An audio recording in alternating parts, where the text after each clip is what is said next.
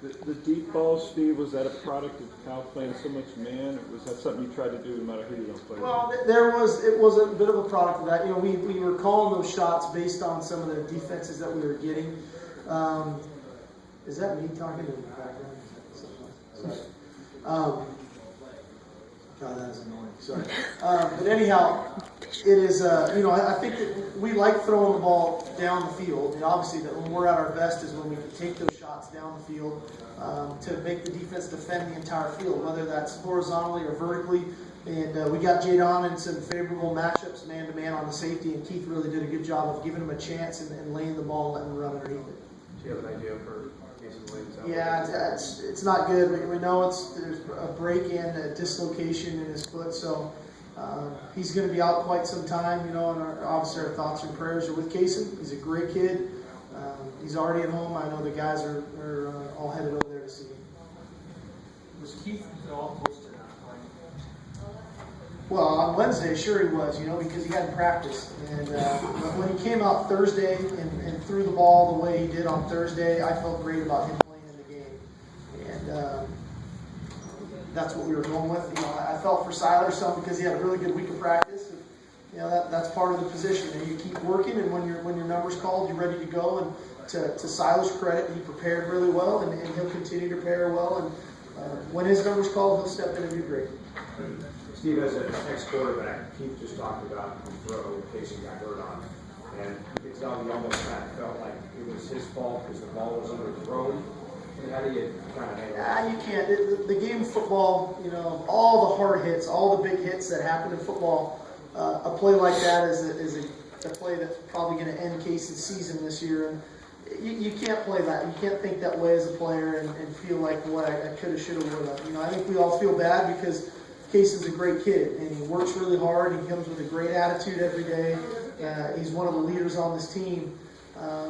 But for Keith can't feel that way. That's not fair.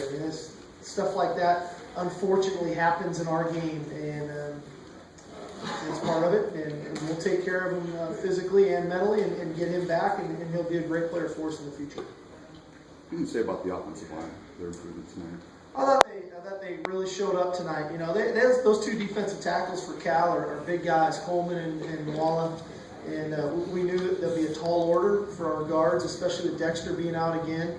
And it's unfortunate we gave up a couple of the sacks that we did because I think we could have really been better than that. But in the run game, I thought they were really effective, and I thought in the passing game they allowed Keith the time to make those throws down the field. And so, all in all, I think the run game was tremendous. And I said this earlier in the week.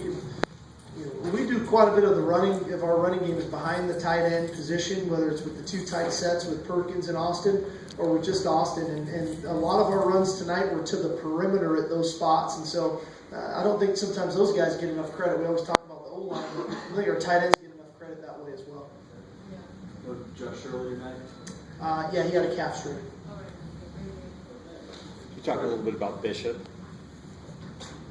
It is what he is, And again, I was kicking myself after last week's game that he only had 13 carries, that we didn't give him enough opportunities. Because when he gets his opportunities, he's just he's so consistent. When the defense is wrong, he makes them pay, and that was obviously evident tonight.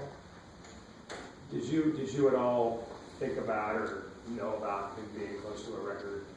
I don't know. It's not a factor for coaches, right? What was the record? 296. What did he end up with?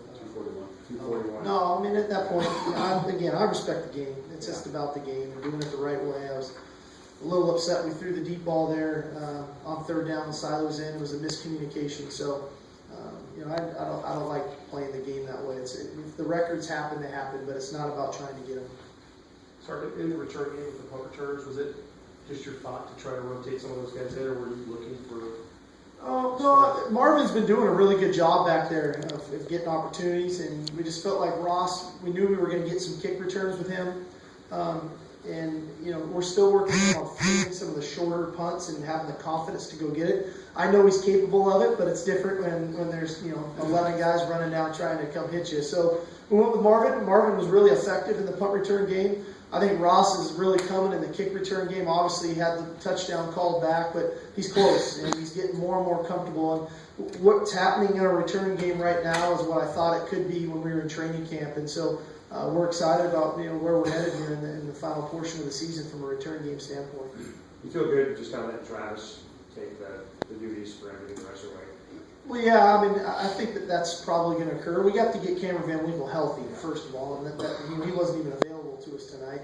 But Travis is doing a great job. He mishit a couple kickoffs. The one probably appeared to look like almost a pop-over, but it was really intended to be deep. But all in all, he's striking the ball well. His field goals, he's just tremendous. I mean, knock on wood, he hasn't missed yet. The guy's just been money.